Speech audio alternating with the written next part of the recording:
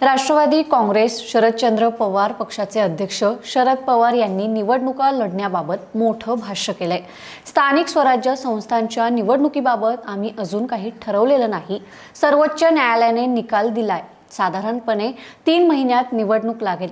आम्ही अजून चर्चा केली नाही। आम्ही काँग्रेस, उद्धव ठाकरेंच्या शिवसेना आणि शेतकरी कामगार पक्ष एकत्रित बसून त्या बाबतीत चर्चा करू, पण निवडणूक एकत्र लढण्याची इच्छा आहे, असं शरद पवार यांनी माध्यमांशी बोलताना म्हटलंय।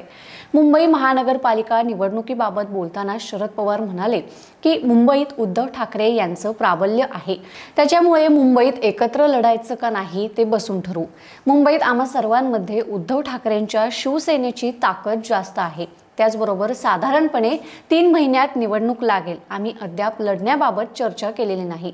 आम्ही सर्वजण मिळून चर्चा करू, त्यामध्ये काँग्रेस, उद्धव ठाकरेंची शिवसेना, आम्ही स्वतः आणि शेतकरी कामगार पक्ष एकत्रित बसू, असंही पुढे शरद पवार म्हणाले।